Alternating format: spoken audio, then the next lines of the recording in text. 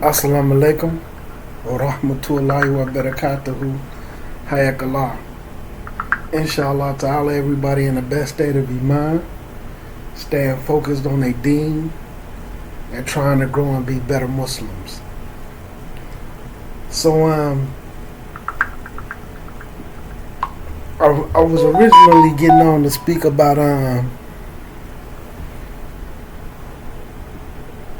some of the things that I've seen in the last 3 days concerning Islam, and to explain a couple of hadiths, because in my comments, the sister Dika, I call her Dika.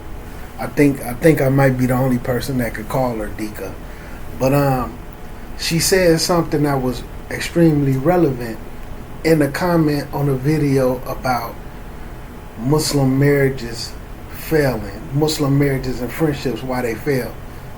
And, in the comment, she was saying that, basically like the lack of knowledge is why marriages be failing. And I agree with that. And it's some hadiths that I want to show concerning that.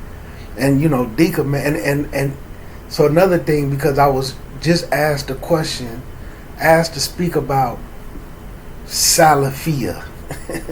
Okay, somebody who's Salafi, they want me to kind of break down what it means to be Salafi, because I know some individuals, some people want to be Salafi so bad. They might even already be claiming it, but they not Salafi. I'm not saying that in the bad light, like, oh, they ain't Salafi because we don't like what they said. Once I explain what Salafiyah really is, it'll make more sense, because what's starting to happen is there's been a loss in the message of Salafiyah. There's been a change in the rhetoric.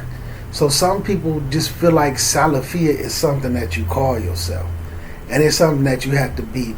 And that's another thing, like, that I was about to mention with Dika, man. Like, Dika been around the Salafiyah minhaj so long. Like, she was around when brother Abu Uwais, I mean, I was around during the lifetime of Abu Uwais also, but I wasn't around him or met him like the way Dika has. And I'm mentioning this because they're out there shooting. I'm in the hood, man. But anyway, might be some fireworks, but it sounds like gunshots. Anyway, we've seen all the changes that has went through Salafiyah. And some of the strangeness what I've seen in the last couple of days is concerning Philly, and it's interesting.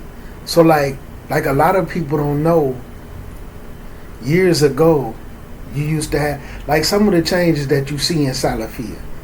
Like, at one point in time, Germantown, Masjid in Philly, and Ahlul Hadith, the Masjid in Philly, they was clicked up on Salafiyah, right? And then there was Masjid Mukbil, and then they ended up purchasing Masjid bin Baz. So at one point they were saying these 4 masjids was the only masjids of Salafiyah. And see, Dika can attest to this, because when a split started happening, and we was watching the conferences and seeing how, like, they had conferences the same weekend, and they was airing each other out. Ahlul Hadith, see, I'm not going to say Ahlul Hadith was the first to split, but technically they kicked Ahlul Hadith off. And I remember we was watching the conferences, and we was just like, man, this is ridiculous. So first it was the split with Ahlul Hadith. Then some more stuff happening, and then you had the split between Germantown and Mukbil. Now, technically, there was no split between Germantown and Ben Bass, but some of the brothers I know personally that has a little, they carry a little weight in Germantown Masjid. They didn't speak on it a lot publicly, but they felt some way about Jamil Finch. A lot of people wasn't pleased that he became the imam of Ben Bass. So, you know, some of them wouldn't even step foot in Masjid Ben Bass. So I won't go into that, but this kind of split some of the Salafi rhetoric. So a lot of people who look at Salafiyah as something bad and as something harsh, I'm just going to be honest, it's generally because of the dealings that they had with the individuals from those particular masjids and then the other masjids that's clicked up with them. Okay? So a lot of people who don't like Salafiyah, they harsh, they this, they that, it's because of the dealings that they have with people from those four masjids and the masjids in different cities that's clicked up with them. Okay? So I want to explain just briefly technically what Salafiyah is. Let me use my pen. So that you can understand, and then y'all can understand the rhetoric. And I'm going to try to make this brief because I got to speak on some things, man, it's important, and inshallah to help some people. And I got a couple of hadiths. So in Sharia law, I'm going to use Islamic law because some people resonate with it more than Sharia law. Hearing the word Islamic law, because we so far away from Sharia that we wouldn't even be able to comprehend how little we know about Sharia law. So when it comes to what they refer to as, and hopefully this big enough, let me stand up, man. So that y'all can understand. And this is why you have two sides of the Salafis. You had a side, nobody gets into it with them, except for the Salafis from those four particular masjids who split now. Germantown and Mukbil, they not cool. They both say each masjid is not Masjid Salafiyah. Ahlul Hadith, they've been kicked off of it. Not saying these bad masjids, this is just their internal beef. So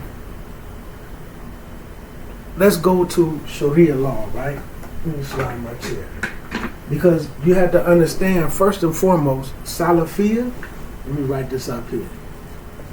Salafiyah. So Salafiyah, right? Salafiyah is just, I'm bringing it down to language terms. Salafiyah is more like the Salafi dawah. It's all of it as a whole. The Salafis, the dawah, the minhaj. So we striving to be up on the path of Salafiyah, right? So Salafiyah. So under Salafiyah, of course, you have what most people need to understand.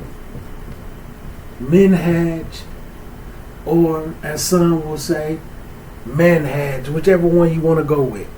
So minhaj, because some people feel like Salafiyah is a madhab, a madhahib, which it isn't. It isn't a school of thought. It's a minhaj. So a minhaj is basically a methodology. I think I'm spelling that wrong, but it don't matter. Y'all know what I'm saying. So minhaj is basically a methodology. It's the methods that you use to come to practicing your deen correctly. The methodology that you use to practice Islam correctly, as close as you could get it to the Quran and Sunnah.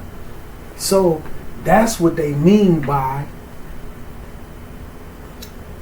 what some would say, I follow or they'll say practice. I follow Islam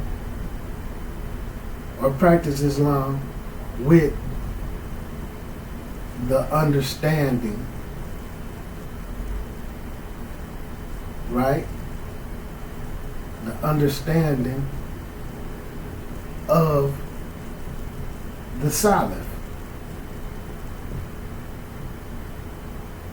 Now, this could be a flawed concept because the Salaf consists of 3 generations of Muslims. Some hadith say 4, but since 3 is the most popular opinion or the most popular narrative that's out there, we'll stick with that. 3 generations, right? So the first 3 generations is all the Muslims in totality. So within that generation, you had individuals who believed that the Quran was created. Right? The Quran was created. You had individuals from the Salaf that was on Batil. Some of your first bid'ah came from there. A lot of your disturbing point of views came from people who was in the Salaf. That's why you have the term Salaf As-Salih. Salaf As-Salih, which means the righteous ones from the Salaf. You understand? So there's a big difference in I follow Islam with the understanding of the Salaf. No, it's I follow Islam with the understanding of the Salaf As-Salih, the righteous from that group, because from those generations, like I said, you had individuals who felt like the Quran was created. Like they even pressed imams, they imprisoned them if they wouldn't say the Quran was created. So to speed this up, how do you do that? Is it just something you say, right? Because like I say, you ask the average person, name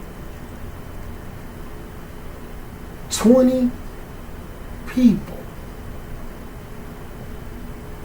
right? Name 20 people from Salaf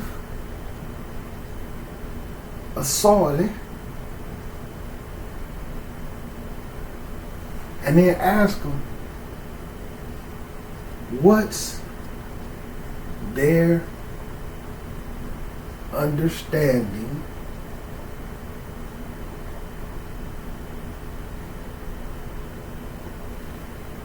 of wudu.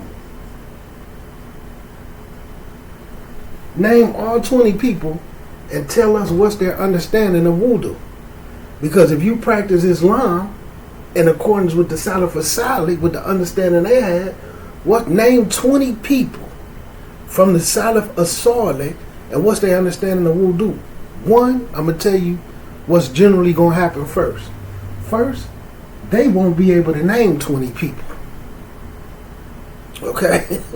They're not going to be able to name 20 people. Secondly, they're not going to tell you their understanding of wudu.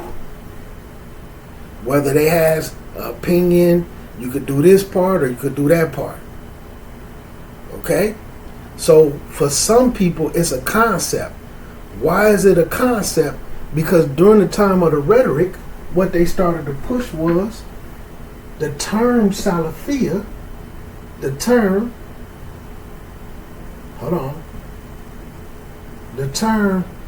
Salafi is used, right, to, and I'm going to use the word, I'm not going to use the word distinguish, but it's used to separate yourself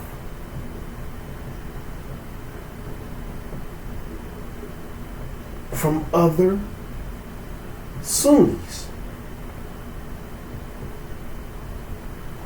So they had a permissibility, or it's mandatory that you call yourself Salafi, because to call yourself Sunni isn't enough. Because you have Sunnis who cling too much to the Hanafi madhab and they leave out stuff from the Sunnah. You have Sunnis who got a lot of Tabliki, Deobandi, Shiite mixture within their Aqidah. Okay? So, the ones who stuck on this rhetoric, I'm Salafi, to separate myself from these other Sunnis so that it's understood that I follow Islam the way that the Salaf understood it. But they don't know the understanding that 20 of them had. So that's where some rhetoric came in. It's permissible. This is why you should do it, to separate yourself. That was some rhetoric that came around. So that's why a lot of people stuck on calling themselves Salafi. You know what I'm saying? Like, I know some individuals who can't even practice Islam properly, the Sunnah properly, but they talking about they Salafi. You don't even know what being a Salafi is. It's just a term that you keep hearing thrown out, like the hawk is automatically with them because they call themselves a Salafi. Now me, I'm Salafi. I'm striving to be up on Salafiyah. Right? Like I said, I deal with both sides. I deal with the sides who, if you listen to a certain person, you not Salafi. If you don't only listen to these 3-4 sheikhs and you listen to some sheikhs, these other sheikhs, you not Salafi. I'm not one of them. And I always make that clear. Now, let me erase this so we can get down to the nitty gritty. And so I can get to so we can get to the real meat and heart of the matter. Let me pause it for a second while I clean this board. Okay, alhamdulillah. So right here, now we finna explain what being Salafi really is. So you got Dalil, right? I'm talking about more than just referring to myself as Salafi so that I don't get confused with the Sunnis that got too much Tabliki Jamaat in them. No knock to the Tablikis. Too much other followers of Imams got in them. No knock to followers of, they favorite Imams, right? So we talking about going above and beyond that aspect. Let me push that back, man, because I notice my head keep coming out of the camera. Y'all pardon me. So look. So when it comes to Dalil, and instead of saying Sharia law, we're going to say Islamic law. Dalil, and Islamic law. Pardon me, one more second. Okay. So in Islamic law, your forms of Dalil is one, first, Quran, in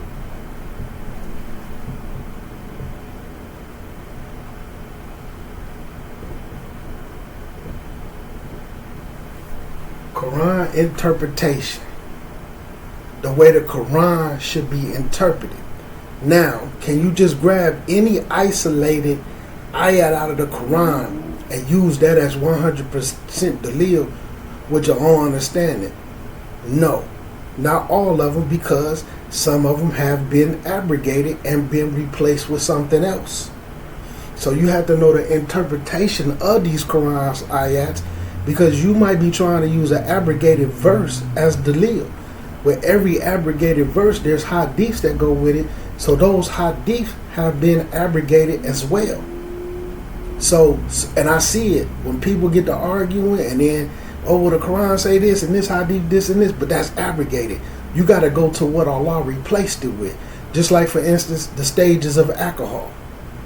Like right now, in intoxicants. I still know Muslims right now who say we can get as intoxicated as we want on whatever. Alcohol, marijuana, pills, all the things that intoxicate, as long as we don't approach the prayer while we're intoxicated. Because that was, at one point in time, that was permissible.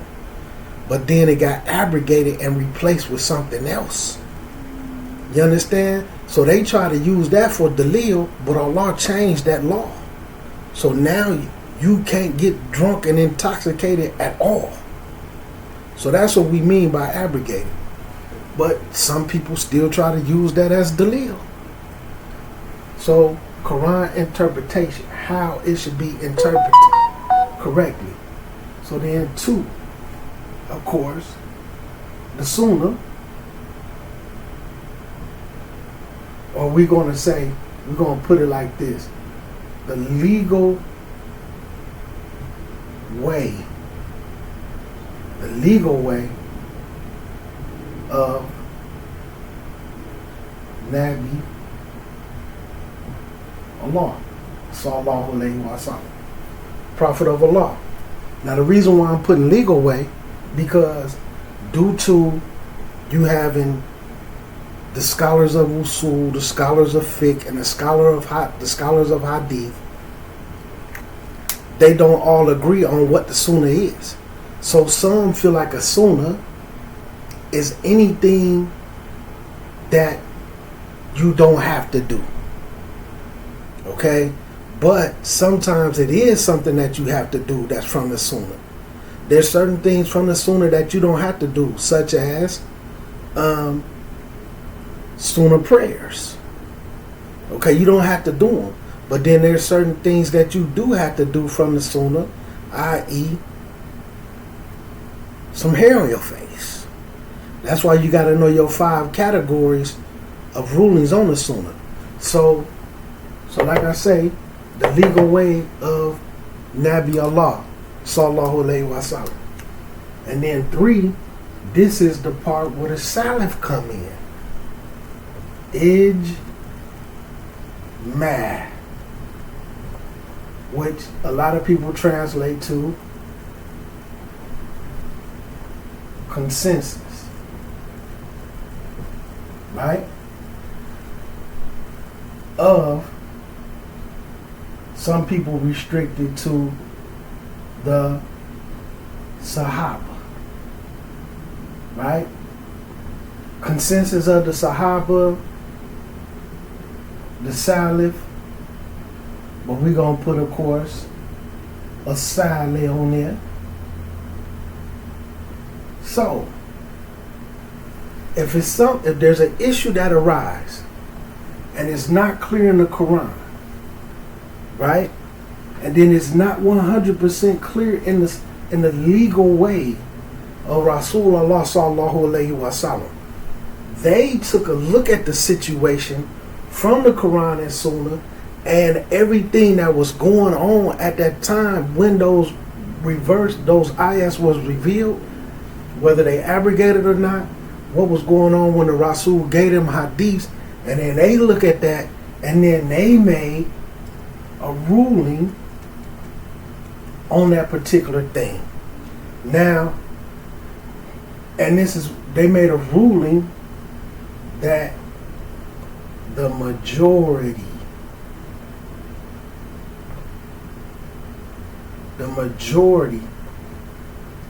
of them agreed on. Now, to be Salafi is these situations that they agreed on. That's what it means to practice it with the understanding that they had. When it came to certain situations that wasn't clear and they needed more, and the majority of the Sahaba, the Salaf Salih, they agreed on the situation, so you follow that situation with the understanding they had of that. That's the actual implementation of Salafiyah. So it's in accordance with, Salafiyah is actually in accordance with Islamic law. Islamic law. So then, of course, you got 4, which is Qiyas. Which some people, we just gonna say reasoning. which is intellectual reasoning, right? You using your intellect, your akal, and you going through something and trying to come up with a ruling, and you digging deep into the situation. So, and see, sometimes you may have, let's say you got 15 members. We're going to refer to them as members. Like we say in Illinois, when you're a member, you're official, right? You got 10 who see it one way, and then you got 5 who see it another. And if you don't have the wherewithal to look at the situation yourself, you go with what the 10 agreed on, because it's ijma's consensus on it. Now, if you're able to look into it and dig into it and see where they derive their rulings from, you might disagree with them. Or this 5 might been in a different situation that's more suitable towards yours. But you have to know whether it's violating Quran and Sunnah. That's what it means to be Salafi. So the understanding that the Salaf had is they're referring to ijma. You understand? So I know that took a little time, but that's a little brief breakdown of what it really means to be Salafi, as opposed to just we call ourselves Salafi so that they can separate us from the basic Sunnis who up on a bunch of bid'ah and this, that, and the third. Okay? It's more than just a name. It's something that you have to be. So these are some principles that you need to learn how to implement. Now, what happens is some people decide for the group, we're only going to listen to this scholar, we're only going to listen to these students, we're only going to read these books, and we're only going to deal with these lessons. Therefore, it's not limiting your education, it's keeping you. We made the decision what the consensus is. Okay? We've made the decision for you. And in some cases, this could be dangerous. In some cases. So, inshallah, and like I say, that's just real brief. That's just a quick rundown. I can get more detail. I can explain it a little better. But for the purposes of the discussion and trying to give the brother a little something small in general, and perhaps we could get together and get a little bit more in depth in it. So, for the ones who oppose Salafiyah, take the name off of it and you don't understand it's part of Sharia law already. Okay? These is the highest form of dalil. This is when it comes to dalil. And when you truly understand it, you want to practice Islam, not just a saying. You want to practice Islam in accordance with the way the Quran is supposed to be interpreted, the legal way of Rasulullah wa Nabi Sallallahu Alaihi Wasallam. And then the people who the Rasul talked to directly, and their understanding was checked, and they were official.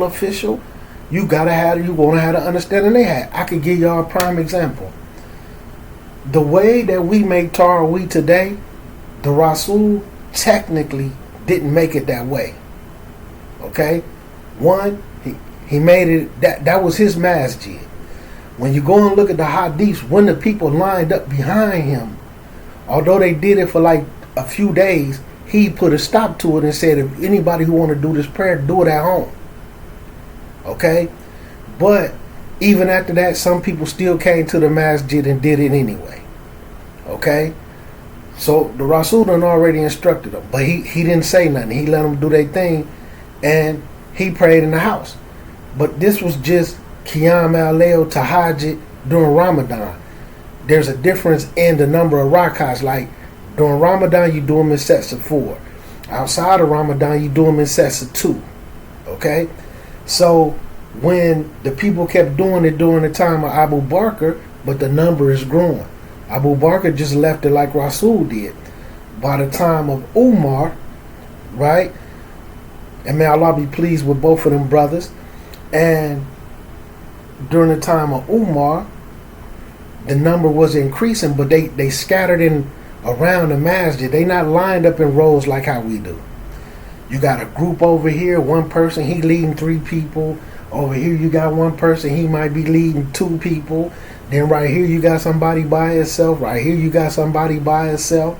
And some people had to pray behind some people because they wasn't hafiz of the Quran. So they had to look at the evidence, because these night prayers, some people spent the night with Rasulullah and he led them in the night prayer. So they could look at that and say, okay, it's permissible to be led in Taraweeh. So it don't go against the Sunnah. So it's not a bid'ah. So Umar made the decision to line them up behind one reciter. What we do today. The permissibility of that came from ijma. They didn't disagree with him, but he also made in that statement, though, when he came back a couple of days afterwards and seen them still doing it, he did make a statement that what they're giving up isn't better than the prayer they should be doing later. Basically, they praying at this time, they should be at home, sleep, and then wake up and make it during the third of the night. Okay? He didn't say it wasn't permitted. He lined them up. He was just saying they doing this, they're giving up something that's better. So like I'm saying, by being ijma, they didn't agree with that. They looked at the rulings.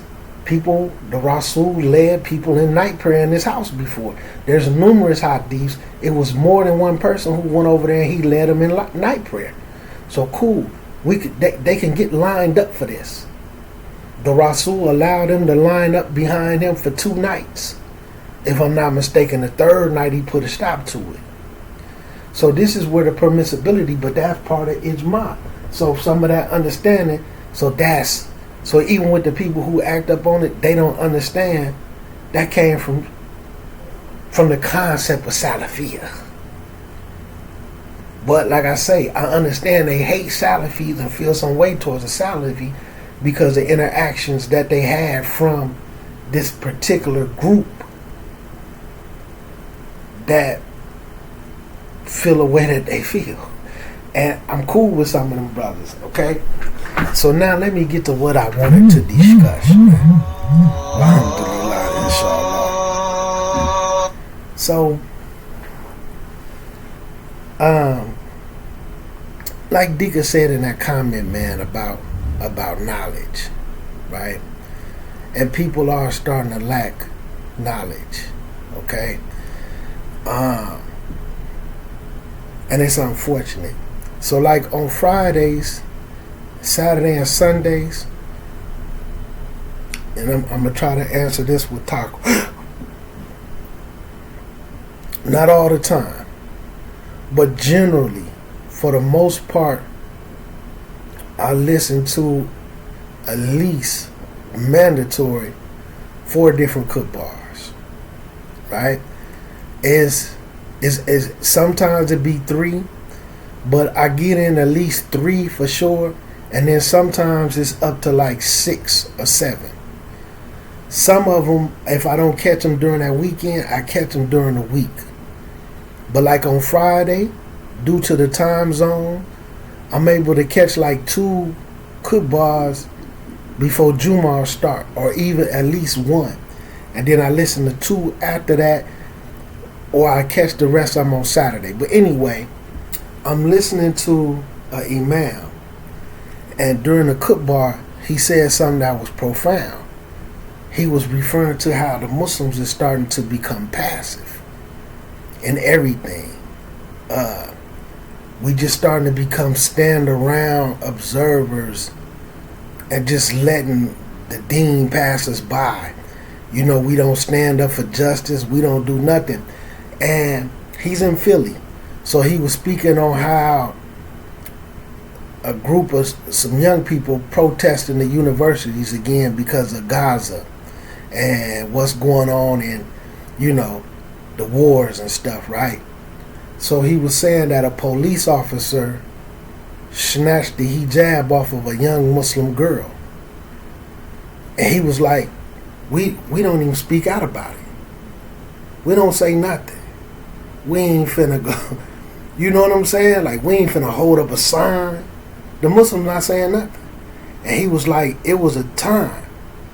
Here, like he said, right here in Philly, it was a time right here in Philly when the police wouldn't have dared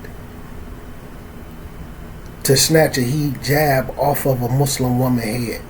Let alone, now he said, let alone just touch her.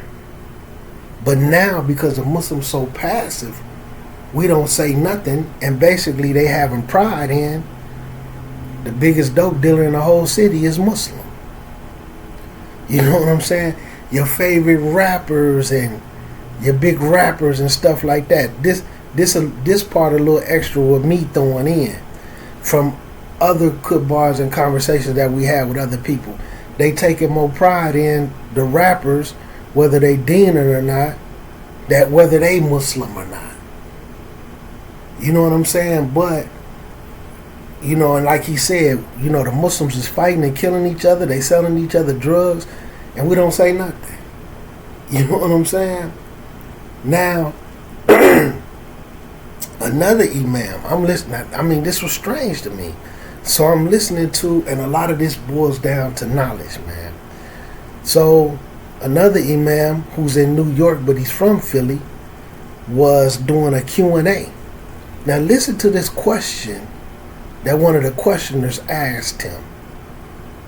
And it was mind-blowing because it was almost like they were standing up for the drug dealer.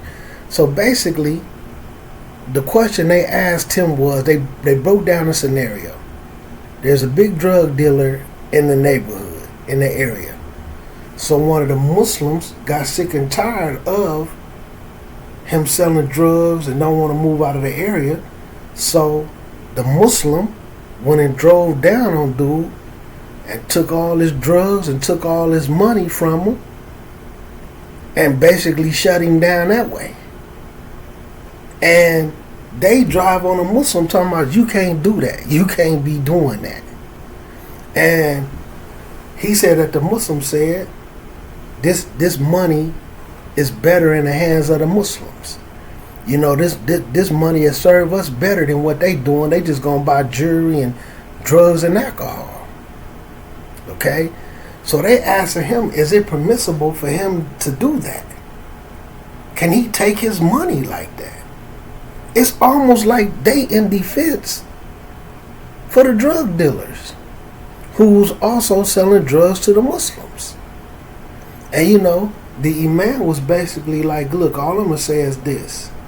And when you understand people who know certain things about histories and wars that broke out and the way the Muslims drove on certain individuals and took war booty and different things, you could see where somebody came up with the concept of what they did. Not saying it's right, not saying it's wrong. I'm just saying you can understand them coming up with the concept. You don't quit selling drugs over here. On top of that, you selling drugs to these Muslims. A lot of them, these younger little Muslims, man, they ain't even had a chance to become sharp yet. You selling them pills, you know what I'm saying? Got these 15, 16-year-old Muslims popping pills, you know. Distorting the deen, that ain't an intoxicant. You could pop pills. So, you know what I'm saying? Every time you get into the money, I'm taking it, I'm shutting it down. So when they asked him, the imam was just basically like, look, all I'm going to say is this. For the brother who did that and decided to take the law in his own hands, just keep in mind when you decide to take the law in your own hands, you taking the law into your own hands, so be prepared for whatever comes with that. But be mindful that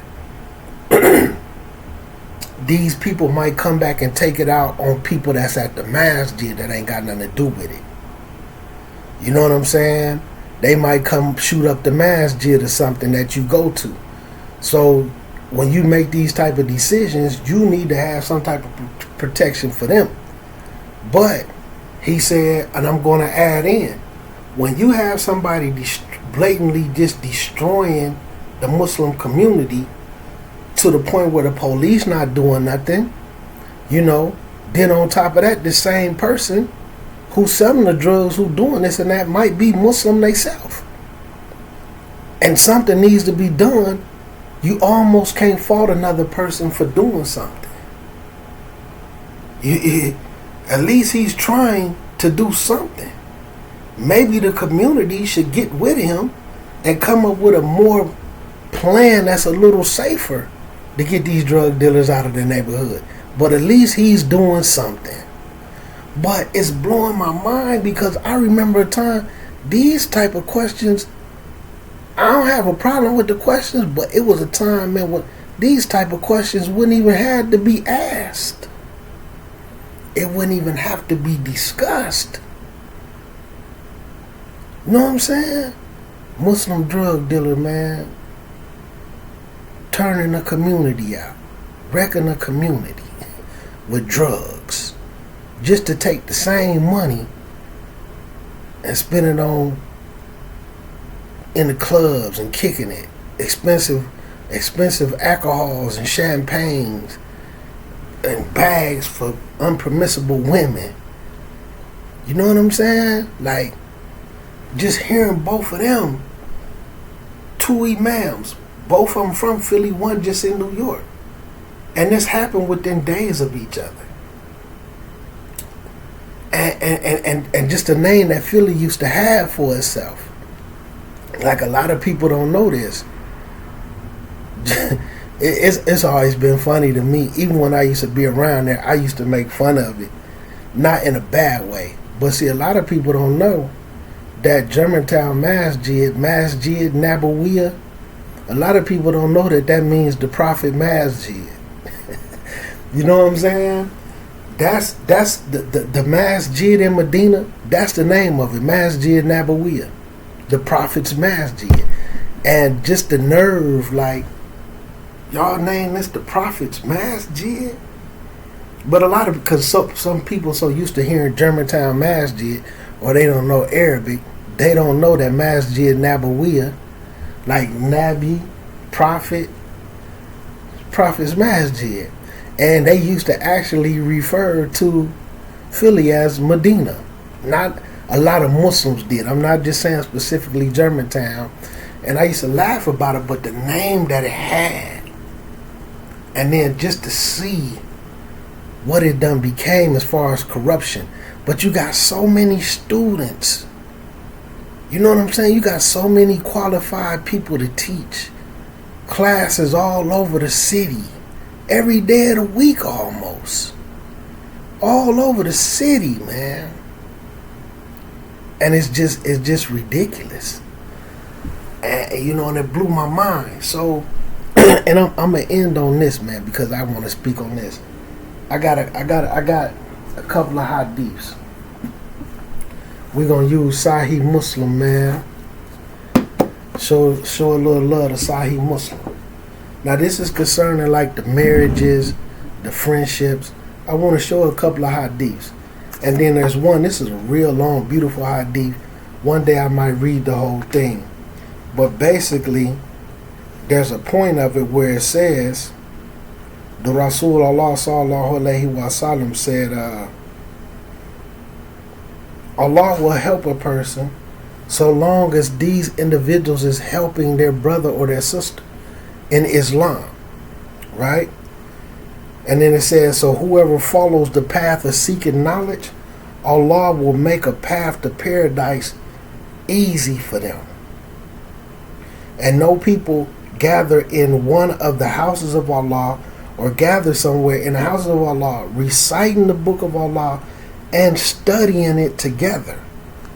But tranquility will descend upon them. Mercy will overshadow them, and the angels will surround them, and Allah will mention them to those who are with him. Whoever is slowed down by his deeds, his lineage will not help him to get ahead. So, seeking knowledge, the path of knowledge,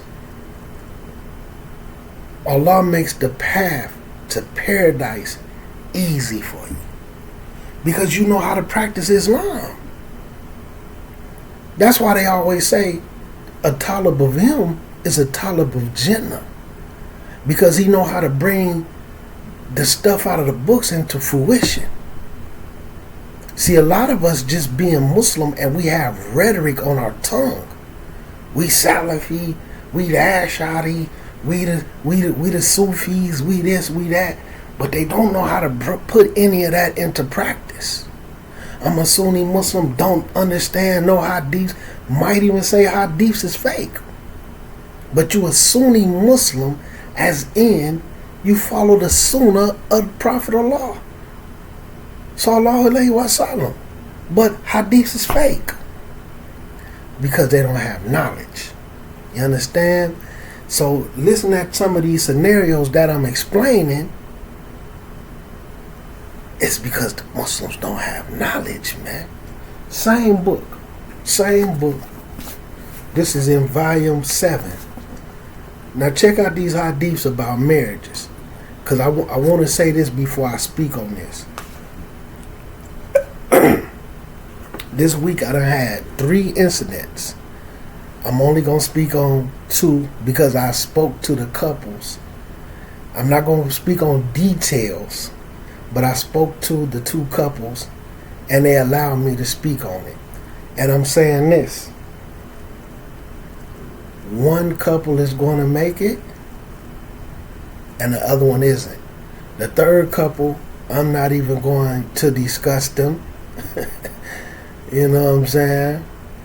I haven't even talked to them and asked their permission, you know.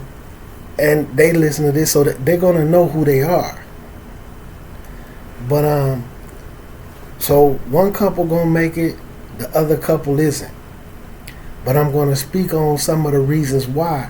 But when I said, now this isn't only with marriages, it's with friendships. So when I said, one, it's mainly because of the shaitan. It starts with the shaitan first and foremost. Because what's the things that make the Muslim Ummah strong? Strong families. Of course, strong deen. We ain't got to say that. But strong families. Because this increased the number of the Muslims. This is one of the things that the Rasul discussed, us having strong families. What's after that? Strong friendships. Strong companionship. If shaitan can break up the companionships, and if shaitan can break up the families and the marriages, in that alone, he weakens the Muslim Ummah. Okay? And then the knowledge is broken up as well, and then that way shaitan can work his number on you.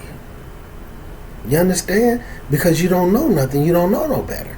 And some of us know more dunya and shaitanist type ways than we know deen.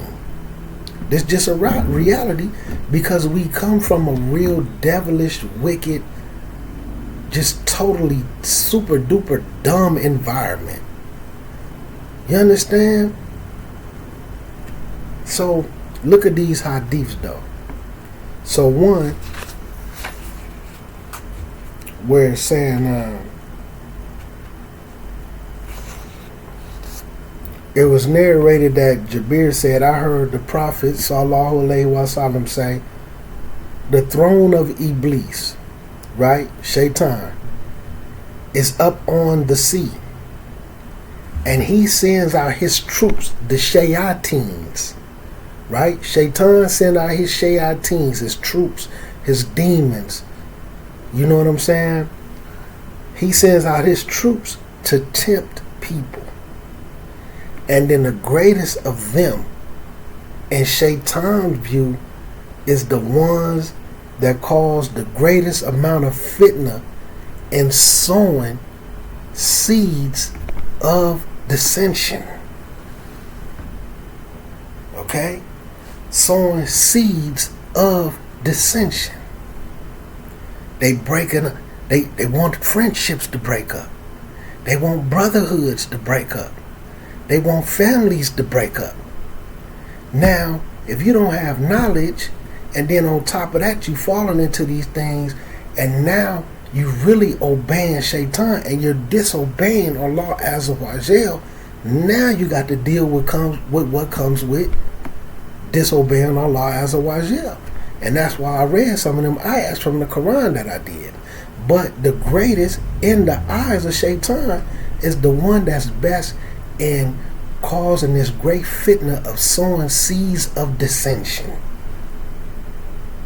Okay? And just like some of the things that I speak of that's personally here, you can have a very beneficial class for some people. And then some people will come in and sow seeds of dissension because they need that class broke up. They need that class broke up because it exposes who they are. And they don't want to be exposed. They don't want to be exposed. So, the Shayateens, they great at breaking up friendships, brotherhoods, the Muslim Ummah, and marriages. So, that's who Shaitan, the greatest in his eyes, his favorite, is the Shayateens that's jinn, and we know that they could be in most mankind too, but the ones who the best at sowing seeds of dissension and discord. You know, even if the people are around each other, there's so much discord and enmity. And then on top of that, they might be drug dealers, they might be fornicators, they might be adulterers, they might have a million things going on. So now on top of having to deal with Shaitan and the Shayateens tricking them, they got that thing put on them from Allah Azza wa Jal. So them those two main components. You could just look through and start to name different things, but when you look at the different reasons, they're going to fall into one of those two categories. Either Allah got that thing on, that punishment, that wrath, that torment, the things that's promised to us from Quran al-Kareem if we move a certain way. Either they got that up on them, or they suffer from waswas in a major way. In a major way. Next hadith, right? It was narrated also from Jabir that the Messenger of Allah sallallahu alaihi wasallam said, Iblis placed his throne over the water. Then he sends out his shayateens, his army, his troops, the people to go out there and do the fighting for him, right? And that one who is closest in status to him is the one who's great in his eyes, the one we just discussed. So this is a longer version of the hadith. The one who's closest in status to him, the one who caused the greatest amount of fitna by sowing seeds of dissension and discord, right? And then one of them comes and say, I have done such and such, I caused these companions to fall out. I done caused these problems in the masjid, now the masjid is split. I done caused this and this and that. And then Shaitan says, you have done nothing. You ain't did anything, right? Then one of them comes and say, I did not leave this person alone until I caused them to separate from their spouse. I didn't leave him alone. I didn't leave him alone until I caused him to separate from his wife. I didn't leave her alone until I caused her to separate from her husband. And look, then Shaitan pulls that one close to him and say, you have done well. Some narrations even say he put a small crown on his head. Now you've done something. You done something. You done broke up a whole marriage. You done caused a man to separate from his wife, or you done caused the wife to separate from her husband. Okay? Not to mention all the stuff that falls into that if they get to fighting. The things they might try to do to each other out of spite because the relationship has ended. You're a good father, but I'm going to put you on child support. You're a good father, I'm going to go lie to the police and say you kidnapped the kids. These type of things. You know what I'm saying? Not to mention what else they're going to fall into. Because they're already under the waswas. Why is they going to leave them alone? Why the shaitan's going to leave them alone? So, when it comes to the marriages and they start falling apart, right? So it's a couple of more hadiths basically going through the same things and giving a little more detail. So now let me speak on these two situations and how knowledge plays a role.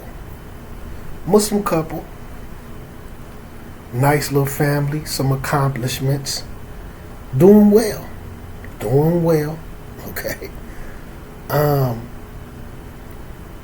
Been Muslim for a long time, but it's that mouth Islam.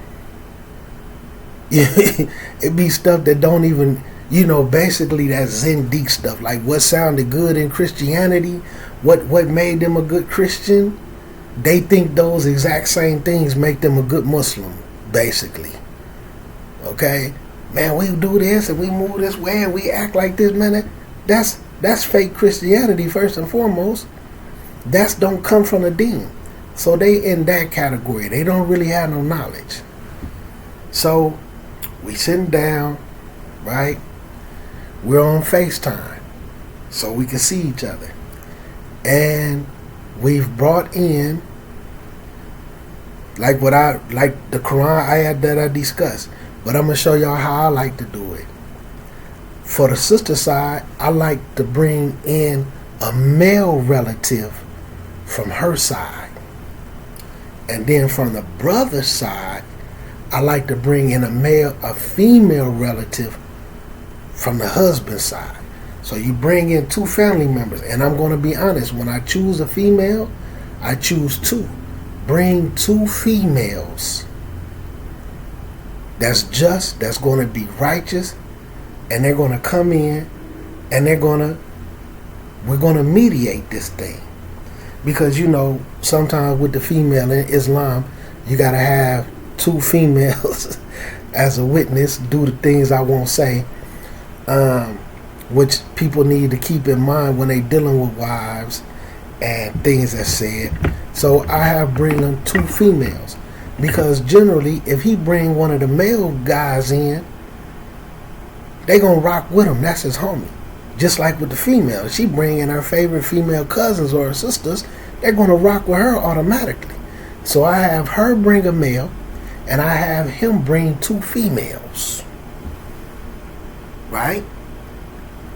Because they're gonna be a little bit more just. Because he's not going to automatically rock out with him because he's a male and he's a male. He's going to be more firm because this female is in his family. So he love her different. He don't want her done wrong. These two females not going to automatically side with her because they women and because they love him. And they don't want they not going to let no female do no scandalous ways against him. So they going at it. Okay? They calling each other everything, and I'm just sitting back listening. You know what I'm saying? Even to the point where, I'm not gonna say he disrespected me per se, but he got to saying little stuff like, I don't care about him being on the video chat. He ain't here, he ain't gonna do nothing. You know what I'm saying? So like sometimes little statements like that, I'm here to help y'all, man. You know what I'm saying? I'm here to help y'all. But I had to keep my little stuff, I had to suppress, like I can't let that feed in. Because now, you know what I'm saying? Now you almost challenging my manhood. And I might be on your side.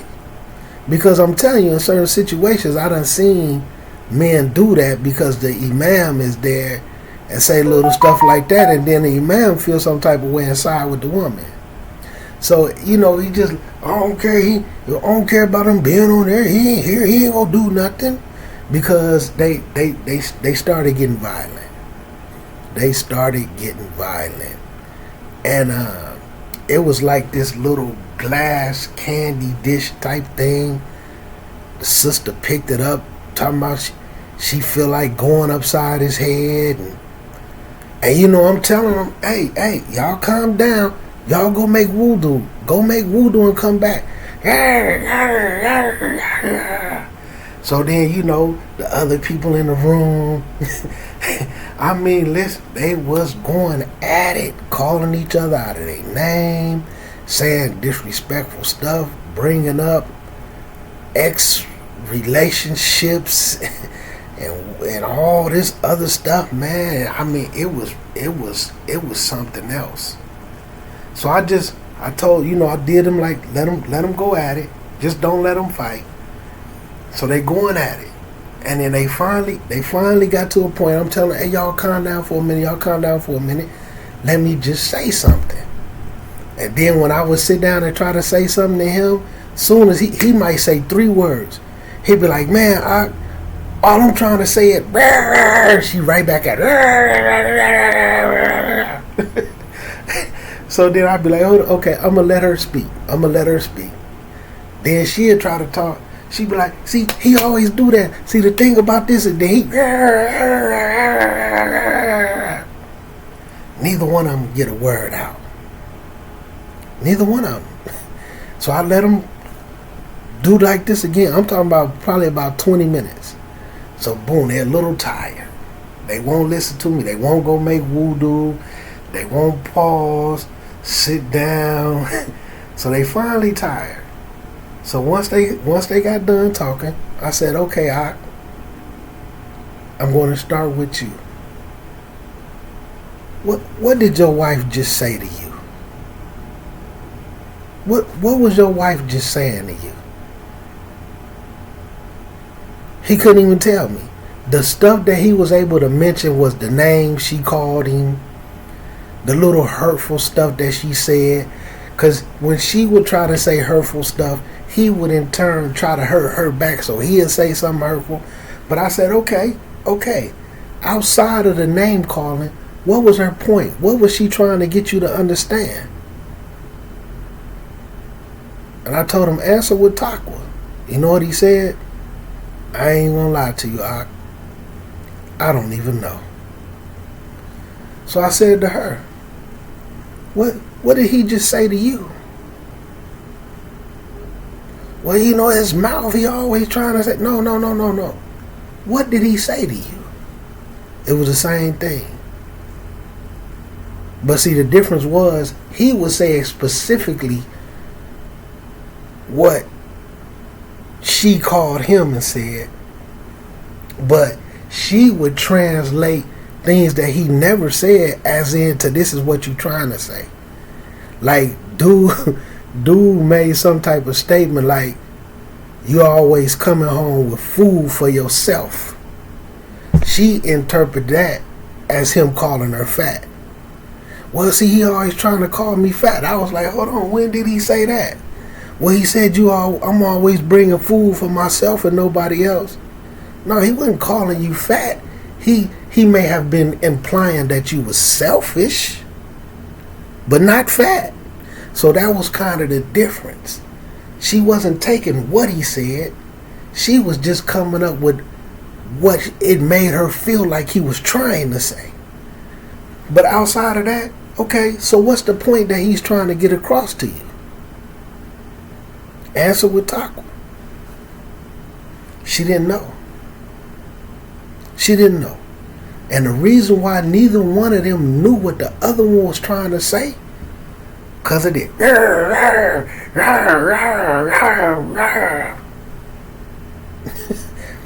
You know what I'm saying? So I said to him, I'm going to be honest with y'all. Y'all Muslim, right? They both said, yeah. I said, why is y'all acting like kafirs? When y'all was in relationships before y'all came Muslims, ain't this the same way that y'all used to argue and fight as kafirs? Now, they don't like me using that terminology. So they like, see, now you trying to be insulting. No, I want y'all to understand. Y'all keep saying, let's be like Muslims, this and that. This is not how Muslims deal with each other. Y'all dealing with each other like kafirs. Y'all acting like kafirs right now, man. You know what I'm saying? But like I said, this is lack of, they don't have the knowledge. They've been Muslim for a while, but it's basically how they was as Christians and their point of view that they had. They transferred that to a Muslim with those same point of views. So the Islamic point of view and the Islamic perspective and how to handle things, like me telling them to go make wudu, let's start taking these steps. They don't want to hear that. Let's handle this like Muslims. The first thing y'all need to do is go make wudu first and calm down. No, we don't want to hear that. Y'all acting like kafirs. You know what I'm saying? So then I had to just take small points from their argument and dissect them, because I listened to both of them, although they both, this is what she's trying to get you to understand, bro. This is basically what she's saying, and you're not hearing it, because sometimes this male and female, if you feel a way, right, but you detach that, like your feelings is valid, but you attaching it to a reason that's not real, men are going to dismiss the whole thing. A female is going to take that as you dismissing how I feel. A man is going to look at it like, you don't have no right to feel that way. Like, that's crazy. You know what I'm saying? But it's not the feelings that they trying to dismiss. It's what they attaching it to. I feel that way because of this. But them feeling that way because of this, the reason that they choosing has nothing to do. It's insane to the man. Just like he's trying to point out, you being selfish. You coming home with food for yourself and nobody else. The kids, nobody. That's selfish. But in her head, she feeling some type of way and going off the roof because she feel like he's trying to call her fat. And because they yelling, she can't articulate it. You always calling me fat. You think I'm fat. And he's sitting there like, when did I ain't never said that. Well, that's how I feel. That's how I feel. Well, why do you feel that way? But then she can't explain. Oh, just forget it. You always trying to be funny. You always dismiss my feelings. He's not dismissing the feelings. He's dismissing. He ain't never said nothing about you being fat. So basically, I had to break it down and articulate both of these views for them. And then we were finally able to get the family in, the male from her side and the two women, and they were just basically like, look, y'all toxic. Y'all toxic. Y'all done basically did too much stuff, and I'm going to be honest. He didn't do something that was extremely bad, but it did go against the deen of Islam. She didn't do anything that was extremely all that bad, but it went against the deen of Islam. But now they both done did some things that went against the deen of Islam, and now they trying to be two Muslims and solve their problem like kafirs. But due to this, too much has set in. And it's just like how I said, man, about sometimes you have a beautiful car, and then you might wreck that car. Right? It's still a beautiful car. It still drive a little good and this and that, but it got some damage. It's wrecked. And what they've done is wreck their situation. Because over the years of this going back and forth and this arguing and fighting, they done said some things to each other that neither one of them will never forget. They done said some things to each other that neither one of them will never forget. And I'm talking about some of the stuff was 2 years old, 3 years old. Like I'm saying, while they arguing, 2 years ago you said, 3 years ago you said you did this. Remember we was on a trip and we went to Florida and you said this and you did this and that. And I'm like, hold on. This was 2 years ago? This was 2 years ago. Yeah, and 2 years ago, People was playing on my phone 2 years ago, and then wait, somebody playing on your phone 2 years ago? Did it have something to do with him? No, somebody else gave him my number.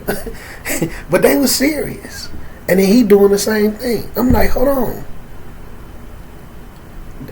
Did y'all resolve the issue 2 years ago? Well, no, I didn't. We didn't resolve it 2 years ago. It took us a year and some months to solve it. Okay, so how long, after y'all got it solved, how long ago was that? Oh, well, that was over a year ago. Why y'all arguing about it today? Well, because it took a year and a half to solve it. So it took a year and a half to solve it, and now a year later, y'all still arguing about it, but it's solved? Like, do y'all even want to be together? Because it's almost like y'all forcing it now. But this was due to that commonality, man. Not having knowledge.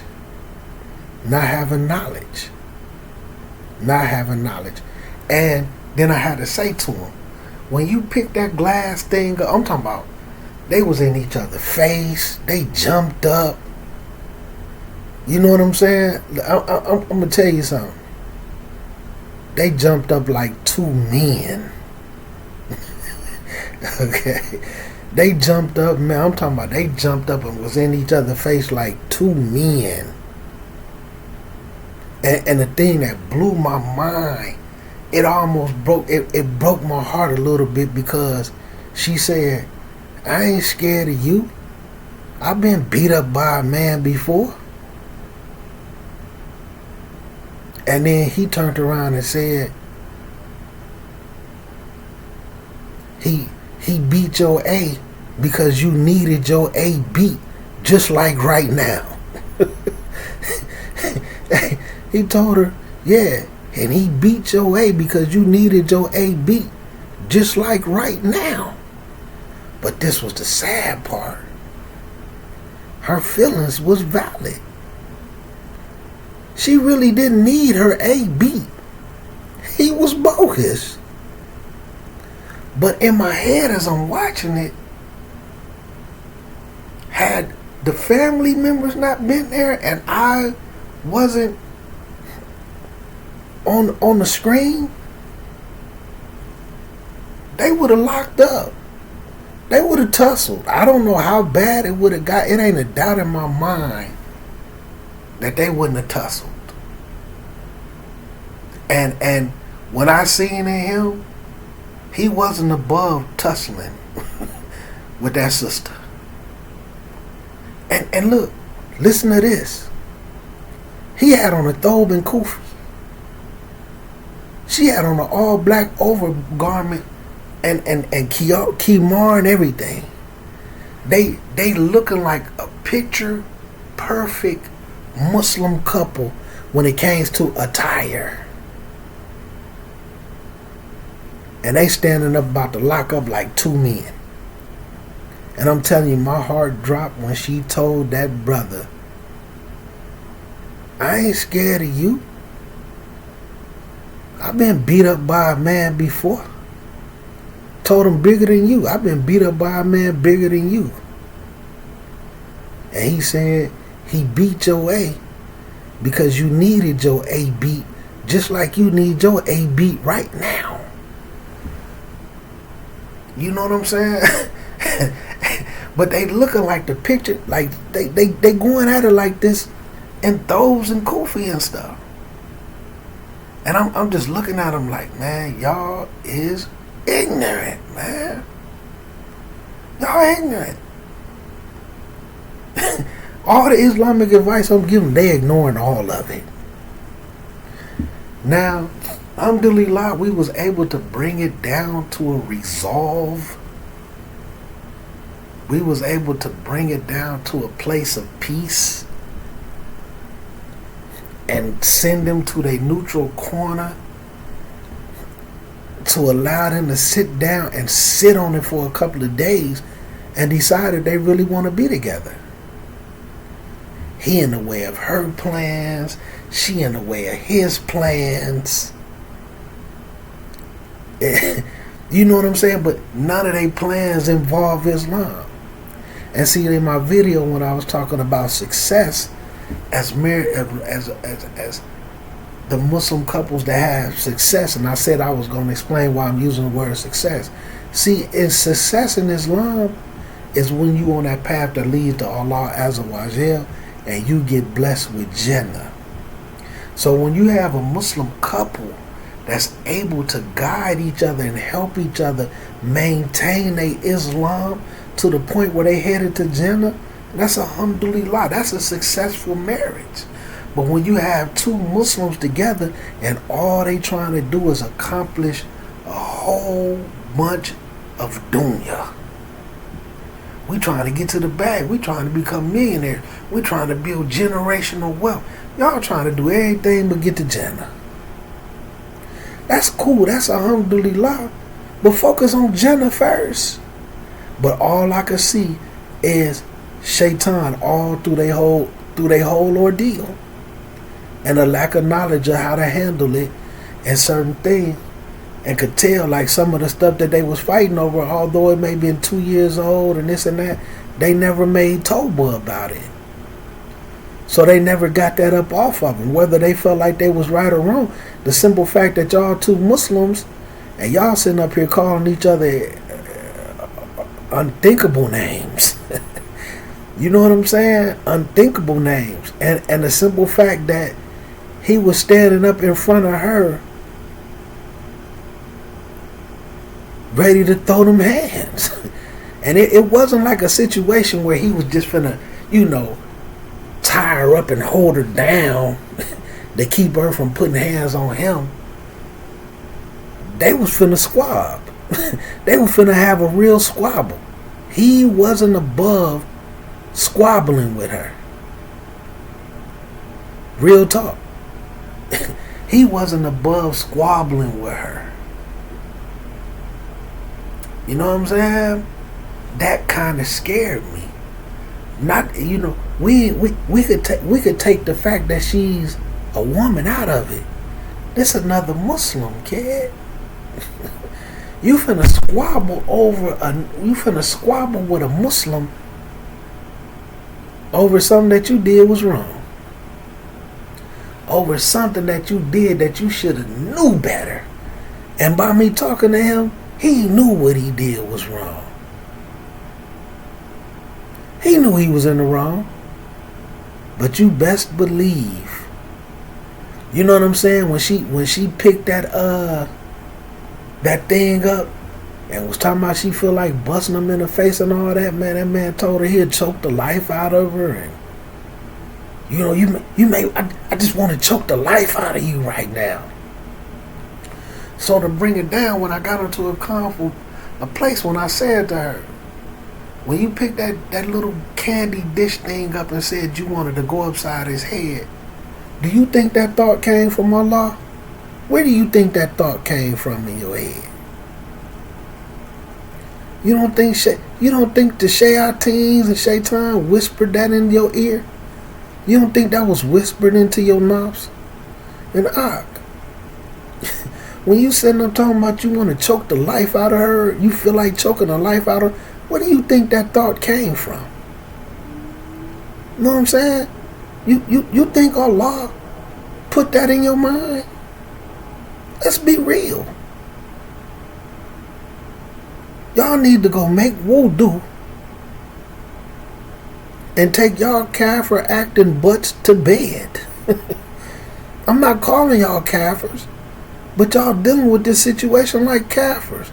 Go make wudu and sit down for 20 minutes and then get up and go make wudu again and go take y'all kafir acting butts to bed, man. For real. You know what I'm saying? Y'all wrecking y'all whip. Now, I ain't gonna, like I said, one couple gonna make it and one isn't. Now, let me tell y'all the situation with the couple where they got some ilm on them. They got some knowledge on them. Now, They're discussing the situation like Muslims. They both being mindful that they Muslim. And I do gotta say this. I did say to them, just imagine when the angels change shift at Fajr, and then they go repeat all the stuff that y'all said to each other to Allah. Go read that piece of paper. He wanted to choke the life out of her. They was just think of the. Let's just say, for instance, they used the term a-hole, which they was using a whole lot of terms worse than that. But imagine an angel having to stand before Allah and use the term they was calling each other a-holes. Why would you want that written down for yourself? Do y'all understand what these angels gonna go and have to, when Allah asks what y'all was doing through the night? They gotta stand before Allah, and I hope they don't have to use that type of language. But when it comes to what's written down, they written down. Man, they was Allah. They was down there throughout the night calling each other a-holes. They was sitting around. They was sitting up there getting ready to fight like two MMA fighters in a cage. Imagine them going to have to talk to Allah like that about y'all. Like the consciousness, the whole concept of that. But they kept using terms like, let's handle this like Muslims. Let's do what Islam tell us to do. But they not doing anything that Muslims supposed to do or what Islam tell them to do. But because they keep saying Islam or Muslims or saying by Allah, or because they're using this terminology, that's just rhetoric at this situation. So to bring back to the couple that had some ilm, they made sure they didn't raise their voice at each other. Etiquettes. The way that he would hear, like the way the Rasul, when one would talk, he would listen to everything that she said. Then he would respond and she would listen to everything that he said. Right? And it was real kind of back and forth like that. She also had a little bit of that. Instead of taking what he said, she was going with what she felt like it meant. You know what I'm saying? And it wasn't. So for a split second, it got a little loud. For a split second, they both got there, and all I had to do was just like this. I said, hey, y'all acting like kafirs. And they stopped. They both just stopped like. And then they said, A'udhu billahi minash shaitanir rajim. Both of them. They automatically sought refuge in Allah from the way that they was acting. The couple that didn't have the knowledge, I said that to them, they got offended. See, there you go. Because they got so much heat and anger, they want to take that anger out on anybody. Y'all know how them situations be. A person that end up fighting a person that's trying to break the fight up. You know what I'm saying? When I say, hey, y'all acting like kafirs, man. And they both just paused and instantly caught themselves. Subhanallah. A'udhu billahi minash shaitanir rajim. Both of them. And then I said, man, just think about how trivial what y'all discussing. You know what I'm saying? Look how easy it is to solve this, man. I don't know what you doing behind closed doors that's not around her. Look, T, I don't know what you doing behind closed doors that's not around him. Maybe y'all not saying Bismillah and different duas when you walk in the house, so shaitan coming in your house. Maybe y'all letting some people come in your house and they bringing the shaitans in there, but y'all got something going on where the shaitan done creeped in. Maybe y'all got a little disobedience going on and y'all didn't make Tawbah within 6 hours, and now Allah is letting that little thing go on between y'all marriage. You know what I'm saying? And they were just like, they both was just kind of pausing in silence. And I told them, sometimes saying nothing says everything. Both of y'all got some things going on, and y'all need to rectify those affairs with Allah Azza wa Jal. And it's obvious that they're not that bad, so keep that between y'all and Allah, because Allah hasn't revealed it. Go make Tawbah, man, and y'all get back to loving each other.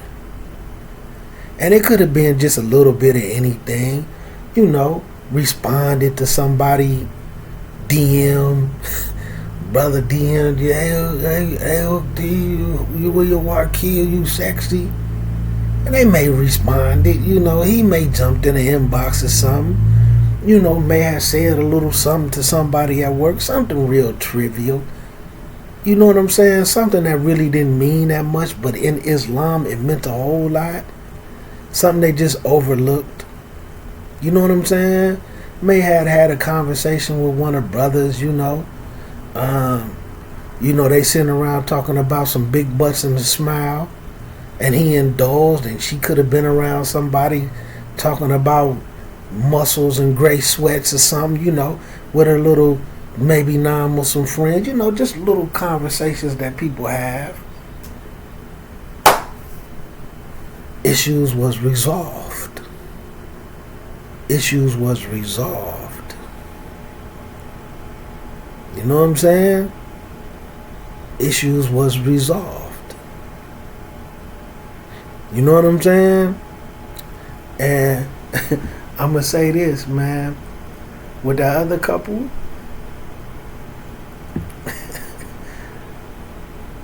it calmed down, but then a statement was made. You lucky certain people was around, or I would have beat your A. Let me leave this house for 3-4 days before I beat your A. And I'm sitting up saying, let's just remove the woman part. But why are you so comfortable with beating the A of another Muslim, and all this stuff that's going on is because of something you did? Why are you so comfortable with beating the A of another Muslim? Let's address that first, and then add in the fact that she's a woman, and sit up and say, is this even anything that we got to discuss? You beating the A of a woman? What's the steps in the Quran? You had a conversation first. But see, you can't take them steps because you're the one in the wrong. Then you don't share the bed with them. And thirdly, you can't beat the A of no woman. You know what I'm saying? For those who even have some type of understanding of that, you can tap them lightly. You know what I would do? And I'm telling y'all, man, sometimes, man, you can see a woman. They might be 60, they might be 50, they might be 40. And just a few words, they'll still cry like they 4 or 5 years old, because they still have a little girl inside of them. Man, you have a woman, man, that's getting a little mouthy and this and that. Not even violently. Just grab their arm softly like this and swat their butt one time like this. Go like this. Go to bed. And boy, they will almost feel like their father got on them. You ain't gotta beat the A of no woman. You know what I'm saying? Like real talk. Just grab their shoulder like this and be like this. shut up and go to bed. You ain't got to get loud. You ain't got to yell or nothing. And then they look at you with that feisty look. Give them another spot on the butt like this. Just like you do a little kid in a pamper. And they going to respond. That little kid inside of them going to respond just like a little kid in a pamper. What do Quran al-Kareem? Oh man, Muslim man, what Islam say? You done passed every single step up from the Quran. You finna leave the house for 3-4 days before you beat the A of a Muslim woman, and y'all going through a heated debate, a back and forth because of something you did, something you actually did. And now the angels got to go up to Allah Azza wa Jal and say, when Allah say, what was my slaves, what was my servants doing last night? They was calling each other a-holes. You know what I'm saying? Like even me just saying that, just an angel having to go tell Allah that I was calling a Muslim woman or another Muslim woman, we sitting up calling each other a-holes in each other's face, getting ready to lock up like men.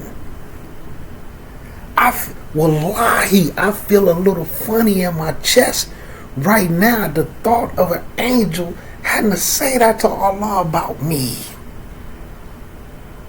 Imagine making an angel have to speak like that in front of Allah Azza wa Jal. I ain't even gonna lie to you, like I feel a little shiver. Wallahi, I feel like a little shiver right here and right here. Like a tear wanna roll down my face out of both eyes of me thinking about an angel having to speak like that in front of Allah Azza wa Jal because of me.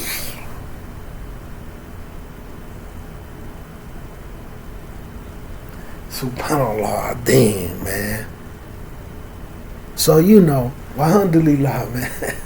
Let me go ahead, man, and make Isha, man. My little joint went off a couple of times, so let me do what I gotta do, man.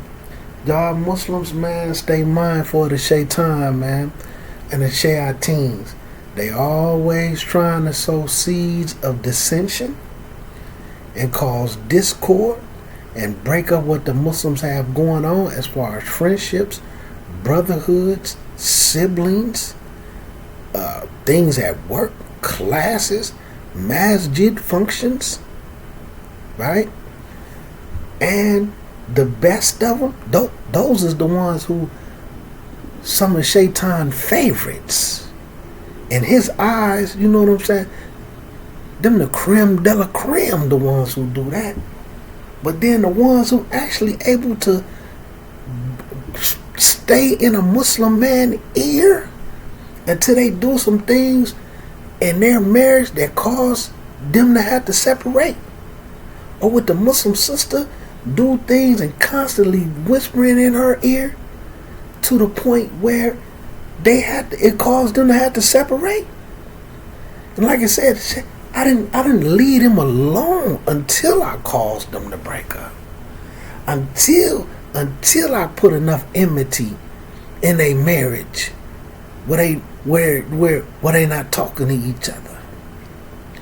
Not to mention if they put themselves in a position where they feeling what Allah put on them. Stay mindful, man. Because the world is becoming a tricky place. The world is becoming a tricky place.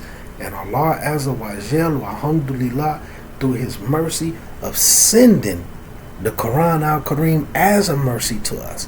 Sending Rasul Allah wa Nabi sallallahu alayhi wa sallam as a mercy to us. And we sitting around making the angels had to write down all these different things that we calling each other. Know what I'm saying? And I seen, and like I said, I seen 3 scenarios, man, in just a short few days, and then to listen to these cook bars and these Q&As, and the questions about, man, is it permissible for this Muslim to rob this other Muslim drug dealer that's infested a neighborhood with drug and hate? Can he do that? Can he take all his products and burn it up and do whatever? He can't do that to him. Well, put your head together with him and you come up with a better solution. How about that? You know what I'm saying? Put your head together with him and come up with a better solution. Because you ain't doing nothing. You defending a drug dealer. You get pills from him or something? What you do, man? What are you gonna do? Messed up your pill guy? Now you coming to an imam, man, with a master's degree in hadith to ask him a question on a public platform. Can he do that to my pill guy? Alhamdulillah. Inshallah, that's not the case that he was your pill guy. But the defense, the way the question was asked, and maybe it could have been the other way, that's just how I took it, but that was an outstanding question. But keep mindful of them hadiths, man. Get you some knowledge under your belt. Because like I said, real talk, that first scenario,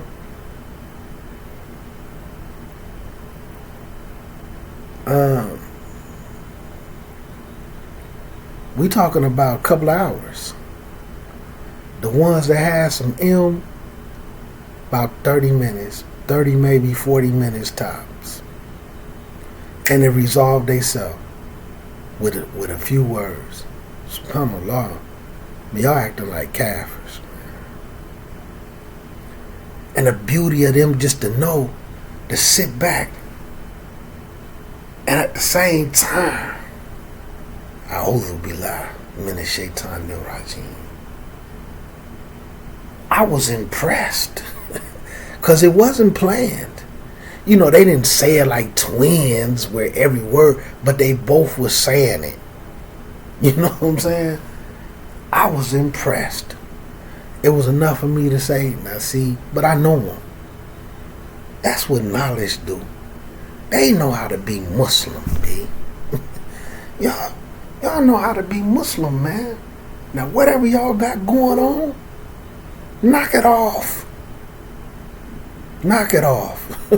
Quit letting shaitan in your home, man.